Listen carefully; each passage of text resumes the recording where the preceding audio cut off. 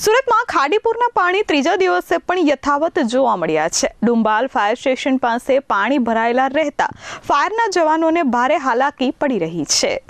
સુરતના ડુંબાલ વિસ્તારમાં ખાડીપુરના પાણી યથાવત જોવા મળ્યા છે। ડુંબાલ ફાયર સ્ટેશન પાસે ઘૂંટણસમાં પાણી ભરાયા હતા।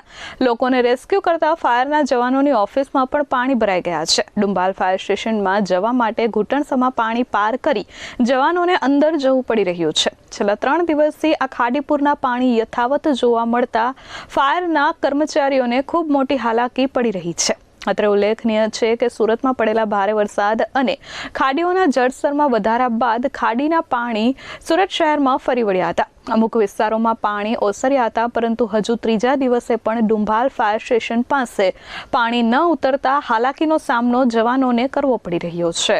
મારું નામ મનોજ શુક્લા છે। હું ફાયર ઓફિસર ડુંબાલ ફાયર સ્ટેશન। પાણી એટલે 2 ફૂટ જેવું પાણી થાય છે। આ ગટરિયા જે પૂર હોય, આ લિંબાયત મીઠી ખાડી જે લેવલ 8.5 ફૂટ ઉપર વધે ત્યારે આ ગટરનો પાણી લેવાનું બંધ થઈ જાય છે। એટલે આ ગટરના પૂરનો પાણી પછી અહીંયા જ બધું ભેગા થાય છે આ રોડ પર। લોકો એટલે પેલા 2 પાછળના જે રોડો છે એ પણ બંધ થઈ જાય છે। એક જ આ રોડ ચાલુ થાય છે તો એના ઉપર ઘણું બધું સાંજે ને સવારે ટ્રાફિક થાય છે। માર્કેટો ચાલુ હોય તેના ઉપર ઘણા તકલીફો થાય છે। કેટલા દિવસથી પાણી અત્યારે ભરાયા છે? આ 3 દિવસ છે। 3 દિવસથી 1.5-2 ફૂટ પાણી છે। 8.5 ફૂટના લેવલના ઉપર જાય એટલે ગટરનું પાણી લેવાનું ખાડી બંધ કરી દે છે। Bureau report S24 news Surat.